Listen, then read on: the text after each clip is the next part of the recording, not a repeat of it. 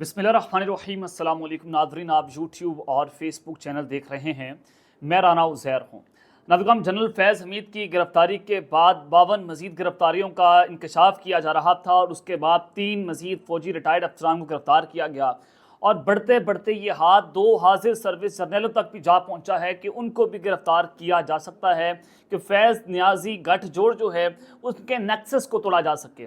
तो मैं आज एक बहुत बड़ी खबर लेकर आपकी खिदमत में हाजिर हुआ हूँ। सबसे पहली खबर पर आज हमने बात करनी है कि जनरल बाजवा की जमानत कबल अज़ गिरफ्तारी को मंजूर कर लिया गया है। अब ये मामला क्या बना कि जनरल बाजवा साहब जो हैं वो उनकी गिरफ्तारी की खबरें चल रही थी कि उनको भी गिरफ्तार किया जाएगा और उन्होंने ज़मानत कहाँ से ले ली है, इस हवाले से बड़ी इंपॉर्टेंट डिटेल्स हैं जो मैंने आपके सामने रखनी है। और फिर दूसरी जानिब सुप्रीम कोर्ट ऑफ पाकिस्तान के तमाम जजेस को मुअत्तल करने का फैसला एमरजेंसी नाफिज कर दी गई है। आखिर होने क्या जा रहा है सुप्रीम कोर्ट से, एक बहुत बड़ी खबर है, वो आपके सामने रखी जाएगी। उसका एनालिसिस हमने पूरा करना है कि इस वक्त सूरत हाल सुप्रीम कोर्ट में क्या बनती चली जा रही है। हाई अलर्ट जारी कर दिया गया है और फिर इमरान खान का army chief general Asim Munir से बिलावास्ता एक रब्ता हुआ है। इमरान खान साहब ने एक पैगाम पहुँचाया है कि आप होश के नाखून लें। इस हवाले से बड़ी अहम तरीन तफसीलात हैं, लेकिन अगर आपने इस चैनल को सब्सक्राइब नहीं किया, चैनल को सब्सक्राइब कर लें, बेल आइकन को दबा दें। आने वाली तमाम तरह अपडेट्स आपकी खिदमत में बर वक्त पेश होती रहें। नाज़रीन, में एक बहुत बड़ी ब्रेकिंग न्यूज़ सबसे पहले वो आपके सामने रख देता हूं कि शेर अफजल मरवत को पार्टी से निकाल दिया गया था। उमर अयूब का नोटिफिकेशन जारी हुआ और फिर उनकी पार्टी रुकनीत को मुअत्तल किया गया।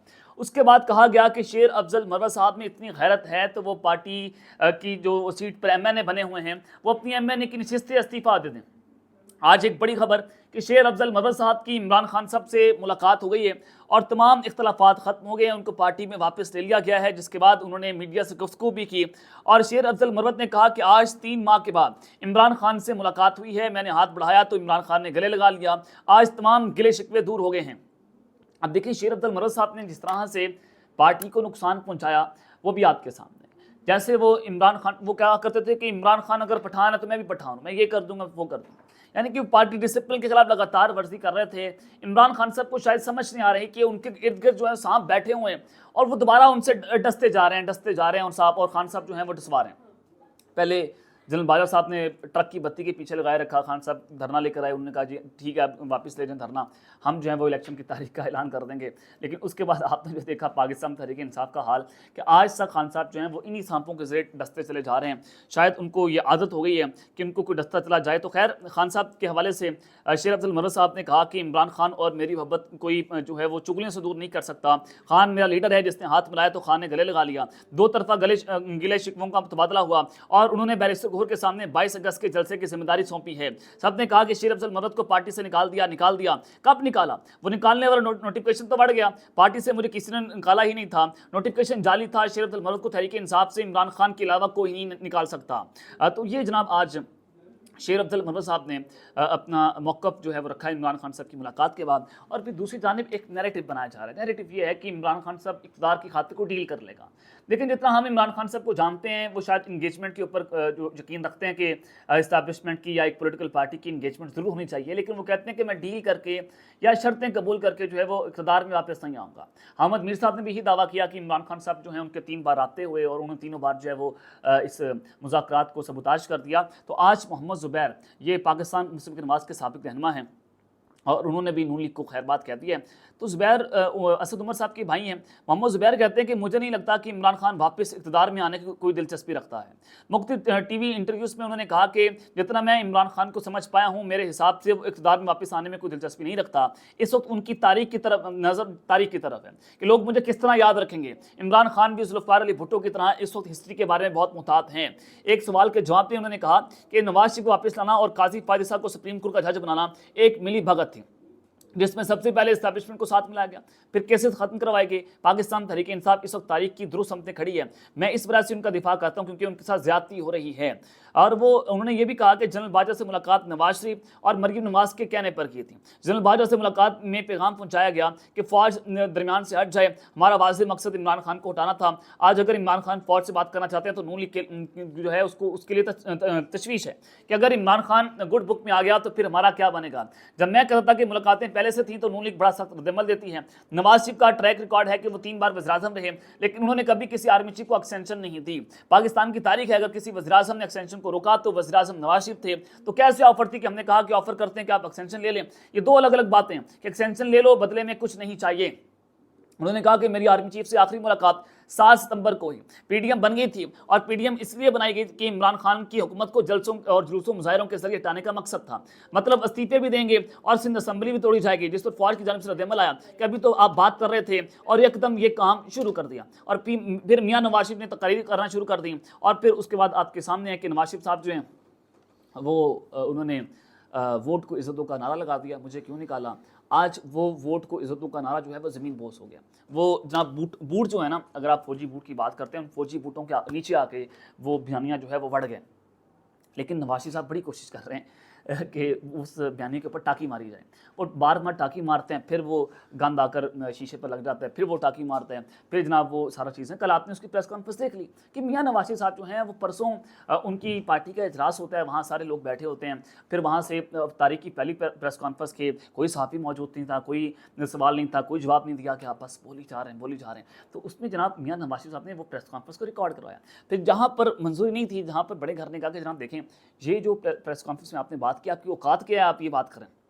आपको पता है आप डॉक्टर यास्मीन राशिद से आ रहे हुए हैं, तो वो वहाँ से कट लगवा कर जनाब इन्होंने वो प्रेस कॉन्फ्रेंस को फिर लाइव नशर किया था। बाद में रिकॉर्ड पहले हुई, फिर बाद में उसको एक दिन के बाद जो है अप्रूवल लेने के बाद उसको लाइव नशर किया गया। तो खैर ये सारी सूरत आपके सामने है। पाकिस्तान मुस्लिम लीग नवाज के सीनियर रहनुमा जावेद लतीफ़ साहब कहते हैं कि हुकूमत के पास अक्सरियत नहीं है, तेज़ हवा का झोंका आ जाए तो हुकूमत गिर जाएगी। 8 से 2 साल पहले कहता था कि सूरतकारी मौजूद है। मेरी जमात के कुछ लोग कहते थे कि हमें सूरतकारी नज़र नहीं आ रही, यानी कि हुकूमत के अपने लोग ये बात कर रहे हैं कि ये तेज़ हवा का झोंका आया तो हुकूमत गिर जाएगी। पीपल्स पार्टी भी यही बात करती है। तो ये हुकूमत नज़र नहीं आ रहा कि इमरान खान जो हैं अगर बाहर आ जाते हैं, अगर वो इस्टेब्लिशमेंट के गुड बुक में आते हैं, तो ये अगले 3-4 महीने हुकूमत के लिए भी बड़े परेशान कौन है, उनके लिए बड़े तशवीशनाक हैं। तो खैर ये सारी सूरत हाल तो मैंने पॉलिटिकल सिनेरियो आपके सामने रख दी है। इस वक्त जनरल बाजवा की ज़मानत कबल गिरफ्तारी जो है वो मंजूर हो गई है। ये मामला और माजरा क्या है, जनाब जनरल बाजवा साहब के हवाले से खबरें चल रही थी। अहमद मीर साहब ने भी दावा किया कि जनरल बाजवा साहब को गिरफ्तार कर लिया जाएगा और ये हाथ उन तक पहुँचेगा। और फिर जनरल आसिम अली साहब की एक मुलाकात होती है, जिसमें आपने राहील शरीफ को देखा, अशफाक फरीद साहब को देखा, ये साबिक आर्मी चीफ रह चुके हैं। तो उसमें जनरल बाजवा साहब देखे नहीं गए कि बाजवा साहब किधर जो है वो गायब हो गए हैं। हालांकि जनरल आसिम अली साहब का जहाँ पर घर है उसके सामने बिल्कुल जनरल बाजवा साहब की रहाइश है, आमने सामने पड़ोसी हैं, हमसाए हैं, तो प्यार तो होना चाहिए था और प्यार का तबादला भी होना चाहिए था, तो वो नहीं हो सका। फिर हमने आपको बताया कि जनरल बाजवा साहब शायद इस वक्त मुल्क में मौजूद नहीं है, जिसकी वजह से वो पाकिस्तान में उनकी मौजूदगी नहीं थी, तो इस वजह से वो उस मीटिंग में शामिल नहीं हो सके। तो मोतबर ज़राए की तस्दीक करते हैं कि जनरल रिटायर्ड कमर जावेद बाजवा के खिलाफ ना तो कोई कार्रवाई हो रही है और ना ही आने वाले दिनों में कार्रवाई होगी। यानी कि इस्टेब्लिशमेंट ये फैसला कर चुकी है कि अगर हम एक नीजा या सही कुर्बानी दे रहे हैं, तो अगर हमने एक आर्मी चीफ की कुर्बानी दे दी तो फिर हालात उनके लिए भी साजगार नहीं होंगे, अंदर से भी आवाज़ उठ सकती है। और फिर दूसरा ये कि एक ट्रेंड सेट हो जाएगा कि अगर कोई आर्मी चीफ जो है वो पॉलिटिकल इंटरफेरेंस करता है, तो ज़ाहिर है ये तो एक 75 साल तारीख है ना कि वो पॉलिटिकल इंटरफेरेंस तो होती है इस्टेब्लिशमेंट की। तो फिर हर आर्मी चीफ को आप आर्टिकल 6 लगाकर उल्टा लटका देंगे, फिर हम हर किसका आप कोर्ट मार्शल करेंगे, ये तो फिर एक ट्रेंड सेट करने वाली बात हुई। तो जनरल बाजवा साहब के हवाले से फैसला हुआ है कि उनके खिलाफ किसी भी किस्म की कोई कार्रवाई नहीं होगी। और आर्मी चीफ ने 2 रोज़ कबल साबिक फौजियों से मुलाकात की, जिसमें वेटरन थे, लेकिन जनरल रिटायर्ड कमर जावेद बाजवा मुल्क से बाहर होने की वजह से उस इजलास में शरीक नहीं हो सके। जनरल रिटायर्ड कमर जावेद बाजवा के खिलाफ कार्रवाई से मुतालिक कियास रंगों को कोई जवाब नहीं है, और उन्होंने इमरान खान से अपने गठजोड़ को तोड़ा और जनरल फैज़ हमीद के खिलाफ कार्रवाई करवाई। ये जनाब बेसिकली इस्टेब्लिशमेंट का जो है वो एक नैरेटिव है कि हम इनको जो है वो गिरफ्तार नहीं करेंगे। बेसिकली ये फैज़ और इमरान गठजोड़ जो है उसको तोड़ने के लिए बड़े मददगार साबित हुए हैं। तो अपने ही गिराते नशेमर पर बिजलियाँ, कहा जाता था कि जनरल बाजवा और फैज़ हमीद साहब जो हैं बड़े करीबी हैं। जनरल बाजवा साहब फैज़ हमीद को आर्मी चीफ अपॉइंट करवाना चाहते थे, लेकिन इस सब के अंदर अगर जनरल बाजवा साहब ने फैज़ और इमरान गठजोड़ को तोड़ा है तो अपने ही गिराते नशेमर पर बिजलियाँ, तो बात जो है वो दुरुस्त साबित हुई है। तो दूसरी जानिब जनाब सुप्रीम कोर्ट के तमाम जजेस मुअत्तल, ये मामला क्या है जनाब, इमरजेंसी नाफिज करने की तैयारियां जो की जा रही हैं, ये चीज़ें क्या। देखिए चीफ जस्टिस काजी फारिसा साहब के हवाले से खबर की, उनको हुकूमत ने ऑलरेडी ऐलान कर दिया कि हम आपको एक्सटेंशन देंगे। तो काजी साहब को पता चला कि जनाब मुझे तो एक्सटेंशन मिल रही है, और फिर इनको उनके ऊपर दस्ते शफ़क़त भी है काजी साहब के पास, लंबा भी लेट सकते हैं, बड़े अच्छे तरीके से लेट जाते हैं। तो खैर ये उनकी एक अपनी खासियत है। तो इस हवाले से बड़ी अहम खबर है इरफान सदीकी साहब कि जनाब आप ऐसे कह लें कि GHQ के गैर सरकारी तर्जुमान, यानी कि जब कोई बात DHIS प्यार कन्वे नहीं कर सकते फिर इरफान सिद्दीकी साहब को मैदान में उतारा जाता है। तो इरफान सिद्दीकी साहब कहते हैं कि फैज़ हमीद मामले में जजेस के खिलाफ सबूत हुए तो हुकूमत अपना किरदार अदा करेगी। आप फैज़ हमीद के खिलाफ क्यों नहीं बोलते? मुझे बोल के दिखाएं। आप करें मुतालबा जनरल बाजवा की कोर्ट मार्शल का। बड़ी बढ़के मारी थी नवाज शरीफ ने गुजरात और लाहौर के, गुजरांवाला और लाहौर की तकरीर अगर आप उठा कर देखें, जब ये पाकिस्तान से बाहर थे कि जनरल बाजवा तुमने कौम से गद्दारी की है, जनरल बाजवा तुमने ये कर दिया वो कर दिया, मुझे क्यों निकाला। तो वो सारा मामला आज आपका बरदूर हो गया है और आप जजेस के खिलाफ जो है वो इस्टेब्लिशमेंट की इमा के ऊपर आकर आप बदमाशी करते हैं। तो ये पाकिस्तान की एक सूरत हाल है कि जब शरीफ खानदान जो है वो इक़्तिदार में होता है तो इनकी आंखें जो है वो माथे पर होती हैं। जब इनको इक़्तिदार से निकाल दिया जाता है, ये जनाब लंबा लेट जाते हैं। तो ये एक तारीख है शरीफ खानदान की। तो खैर वो कहते हैं कि नवाज शरीफ को निकालने में फैज़ हमीद नहीं बल्कि जनरल ज़हीरुल इस्लाम का दौर भी शामिल है। इस पूरी कहानी को अब खुलना चाहिए। नून लीग बाजवा समेत किसी से एहतसाब का मुतालबा नहीं करेगी, यानी कि जनरल बाजवा साहब का एहतसाब नहीं करना। फैज़ हमीद साहब का वो चूंकि गिरफ्तार हो गए हैं, उनके खिलाफ आप बात नहीं कर सकते, एस्टैब्लिशमेंट रुका हुआ है। और फिर जनरल ज़हीरुल इस्लाम जो है वो बहुत पहले रिटायर्ड हो चुके थे, बेचारे बूढ़े हो गए हैं, उनका आप कोई लेना देना नहीं है, तो अब आप उनको पकड़ के रगड़ दें।